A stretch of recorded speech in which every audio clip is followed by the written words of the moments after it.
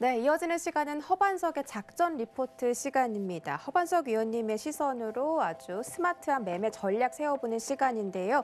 쏟아지는 리포트 사이에서 과연 어떤 리포트가 정말 가장 빛나는 리포트일지 우리 허반석 전문위원님과 함께 해보도록 하겠습니다. IR 분석의 신 허반석 전문위원님 모셨습니다. 안녕하세요. 안녕하세요. 네, 반갑습니다.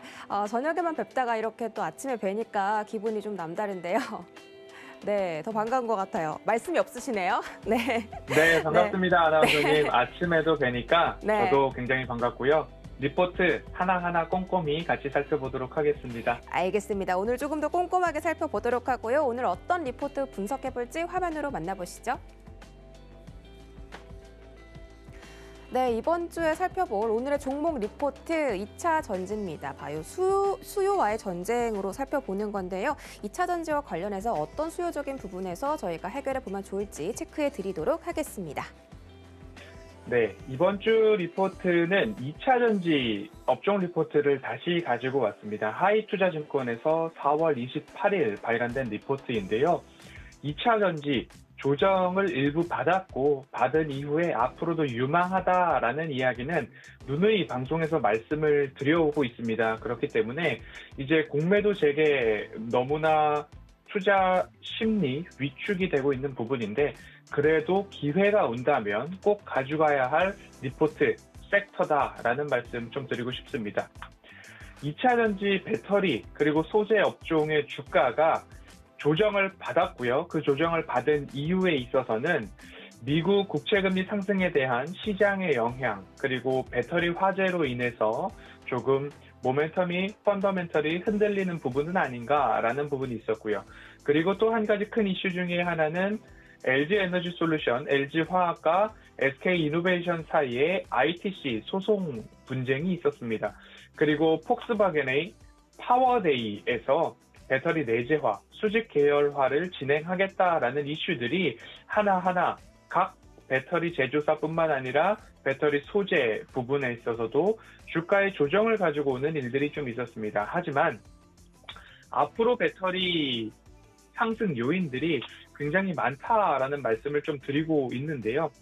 2차 전지 섹터의 추가적인 상승 요인으로 따지자면 2050년까지 주요국들은 여전히 전기차 판매량 그리고 내연기관의 전동화 진행을 하겠다라는 부분이 있습니다.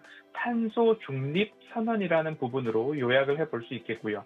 그리고 완성차 업체들의 배터리 전기차 비중 굉장히 확대하고 있다. 그리고 자동차 시장의 전기차 침투율이 19년도 2.5%에서 20년도 말 기준으로 7% 가까이 성장하고 높아지고 있는 모습입니다. 글로벌 전기차 시장의 성장 속도는 이보다 더 가파르게 빨라질 것이다 라는 부분인데요. 전기차 연간 판매량의 추이를 본다 하더라도 18년부터 앞으로 성장해 나갈 이 그래프의 우상향 추세 그리고 그 기울기만 하더라도 그 부분을 좀 반영해주고 있는 모습이다라고 좀 보시면 좋겠고요. 전기차 월간 판매량 추이를 본다 하더라도 급속도로 상승하고 있는 최근의 추이다. YOY 증감률이 화면에서 보시다시피 주황 색깔 진하게 나와 있는데요. 굉장히 가파르게 올라가 있기 때문에 앞으로 점진적으로 배터리 가격은 하락하고 충전 인프라는 늘어나는 그런 모습으로 이 시장이 변화할 것이다 라고 좀 보시면 좋을 것 같고요.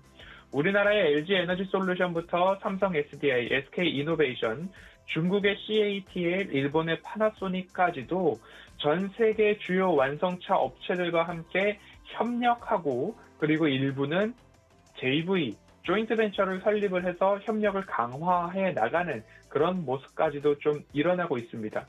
작전 리포트 조금 친절하게 말씀을 좀 드리려고 친환경 자동차, 예를 들면 BEV, PHEV, HEV 이런 단어들이 좀 쓰이고 있는데 어떤 건지 짧게 구분해보고 가겠습니다.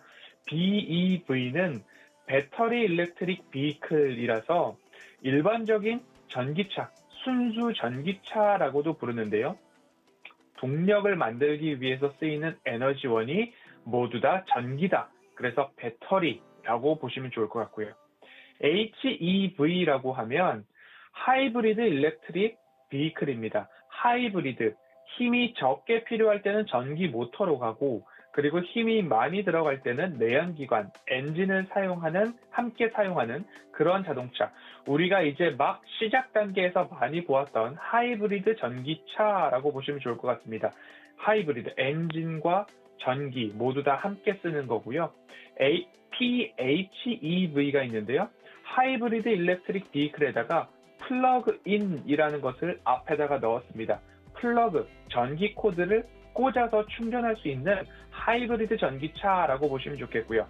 HEV에 비해서는 조금 더 힘이 좋은 모터와 용량이 큰 배터리를 장착했기 때문에 고속도로 같은 경우에서는 전기로만 주행이 가능한 문을 연 PHEV라고 보시면 좋겠습니다.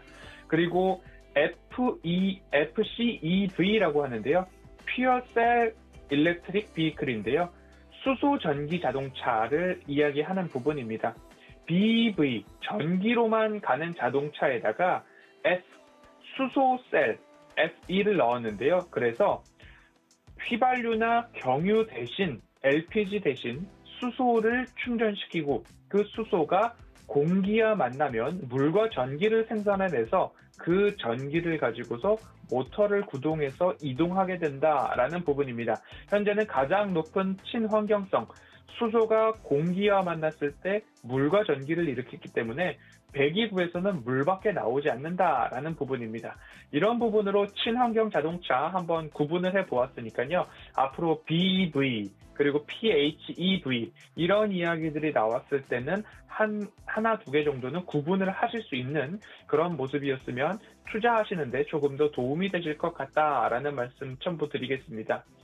앞으로 이제는 주목해야 할 부분입니다. 배터리 소재 부분인데요. 소재 공급처 어떻게 나눠지는지 보겠습니다. 배터리 3사뿐만 아니라 배터리 소재가 각광받는 이유는 앞으로 이 소재 개발에 따라서 배터리의 성능은 좋아지고 가격은 낮아지고 화재 위험성 등 안전성은 높이는 방향으로 기술이 더 발전되고 있다라는 부분입니다. 그리고 완성 배터리 업체들이 캐펙스 투자를 앞으로 늘려가고 있는데요. 이 캐펙스 투자에 맞춰서 배터리를 많이 생산해 놔야 되는데 소재 등 부품 공급사들이 그 뒤를 받쳐줘야 앞으로 배터리 공급에 있어서도 부족함이 없다라는 부분입니다. 그렇기 때문에 에코프로비엠, NLF, 포스코 케미칼 등 여러 가지 업체들이 양극재, 음극재, 그리고 전해액 안에 더 첨가 재료를 넣어서 전해질을 어떻게 더 효과적으로 쓸 수 있을까라는 부분들을 한번 살펴보시면 좋겠습니다. 중간재에 해당하는 소재와 부품 업체들 캐펙스 투자에 맞춰서 중장기 호황이 전망이 되고요. 설비 업체들 같은 경우도 마찬가지로 캐펙스 투자 속도에 맞춰서 미국, 유럽, 중국에 각각 라인을 증설할 때에 수혜가 예상되고 있습니다. 그리고 나서는 이제 전고체 배터리를 좀 보아야 할 것 같은데요. 이 리포트 같은 경우에 굉장히 방대한 양을 담고 있습니다. 107페이지 정도의 방대한 양이기 때문에 이 리포트를 오늘과 내일 두 가지로 나눠서 보고 내일에 조금 더 자세한 이야기들을 드릴 수 있는데 오늘은 이제 2차 전지, 주가 불확실성 해소 구간이라는 이야기를 드리고 있습니다. 앞서서도 미국채 금리 상승부터 LG에너지솔루션과 SK이노베이션의 소송 문제, 그리고 배터리 내재화를 발표하는 완성차 업체들 이야기를 드렸는데요. 이러한 불확실성들은 이미 주가에 선 반영이 일부분 되어 있다라는 부분. 앞으로 우리가 지켜보아야 될 것은 중장기적 호황, 그리고 상승 여력은 충분하기 때문에 오늘부터 시장이 어떻게 움직일지, 우리나라 국내 지수가 공매도 이슈로 인해서 출렁이게 될지, 그리고 옥석 가리기는 정말 잘 되어야 할 텐데 여전히 제가 지난해 7월부터 2차 전지, 신재생, 신환경 관련된 주가는 공포의 매수를 하셔야 된다라는 이야기를 꾸준히 드리고 있습니다. 이번에도 마찬가지로 시장이 조금 조정이 나오고 지지부진한 장세가 나온다라고 한다면 추세 하단에서 꼭 담아야 할 기업들, 2차 전지, 친환경, 재생에너지 이런 부분들 꼭 살펴보시면 좋겠다라는 말씀드리고 싶고요. 왜 그런가 하면 배터리 내재화를 이야기하는 완성차 업체들이 많아지고 있습니다. 대표적으로 폭스바겐인데요. 폭스바겐은 노스볼트와 함께 손잡고 앞으로 우리 배터리 수직 계열화를 이루겠다라고 했습니다. 동일한 이야기를 드리고 있습니다. 2015년부터 SGF 에너지라는 사명으로 창립을 한 기업이 노스볼트입니다. 업력이 약 5년밖에 되지 않은 기업인데요. 테슬라에서 일하던 엔지니어 2명이 퇴사를 해서 유럽형 기가팩토리를 만들자라고 설립을 했고 2017년 사명을 노스볼트로 변경을 했습니다. 이후 일본의 파나소닉이나 중국의 CATL, 한국의 LG화학 등의 주요 배터리 업체들 인력을 스카웃했다라는 부분들이 홈페이지에 이미 나와 있었습니다.